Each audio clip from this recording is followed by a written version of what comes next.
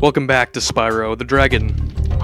This is Beastmakers. It's the dark world. The dark side. The dark baseline that I like a lot. This is a really cool world. One of my favorites, actually. Second favorite. To the next world. I think I said it before, but the levels in Spyro, or the worlds, are ascending, like, in quality, I think, with each level.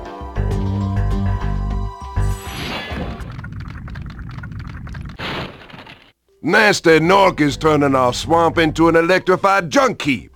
And it used to be so beautiful. I'm sure it was. That accent is, in fact, what people that live in swamps sound like.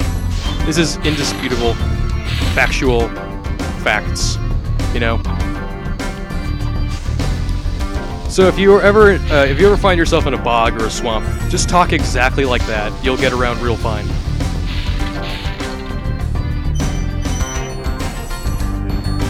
This world is actually based in Florida, I think. I'm not sure. One thing I am sure about is it does not have sentient plants. Definitely not. These things are not alive. Unlike the cactuses. Also, these boars, you saw it earlier. You can't ram them. They will tear you anew.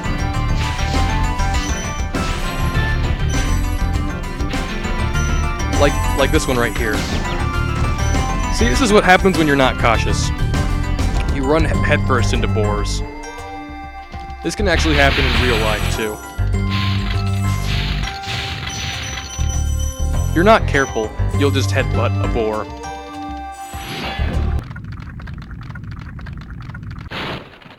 Spyro, it's great to see you, but I've got to go. Sheesh, Spyro, get rid of that commentator and I'll talk to you some more. Speaking of bores, this commentary is kind of a bore. Okay, I'm done. No more puns at my expense.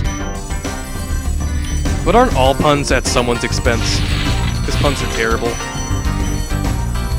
That's a trick question. Of course not. That's the flying level we just passed. Again, they try to hide the flying levels. It's kind of like hiding your shame. Like when your parents beat you if you wear like really loose-fitting clothes, so no one can see your scars. And we just died, by the way. I was so caught up in that stupid rant that I didn't point it out quick enough. We have our revenge. We can move on. This baseline cheers me up. That's treetops right there. We'll get really familiar with that in a future episode. Not sure why this swamp water is iridescent green. It does not look healthy. Maybe that one dragon's his accent was a mutation of the swamp. Oh, look, a life. All is forgiven. It's like I'd never even died. And there's more electrified stuff. Except this time you have to fly and time it, which I'm really bad at. Really, really bad at. And these are the logs of death. Maybe you'll figure out why I call them this if I demonstrate it in this video. Maybe you will never know why they are the logs of death until you play the game yourself and experience firsthand the logs of death. And there's a timing issue. We actually jumped on the electrified panel far after it turned off, but I guess it's still registered as a hit. I wonder if we can skip this level. Doesn't look like it. This is one of the few levels that you can't skip. Or maybe it's one of the many levels that you can't skip, and I just didn't check all the other ones. Let's just go with the former, so I look more professional. There's a random pyramid here for no particular reason, and it leads to the beginning of the level.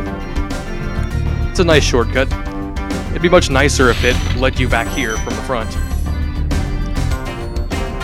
Okay, we're back on the logs of death. Let's see what happens. last. The logs have had their way with us. Well, that was a lot less disastrous than it usually is. Sometimes you'll miss that log with a key on it, and then continually fall into the swamp until you're dead. Hence, logs of death. And we have a chest here. Luckily, I don't think I missed any gems, so there will be no backtracking. Except for this backtracking, because I can't seem to get this one gem here. Come on, Sparks, help me out. This is getting silly. We have all the gems. Now we can head to the first level.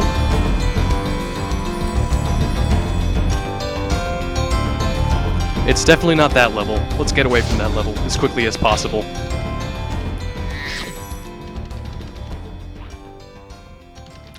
I think this is the second time the music's looped.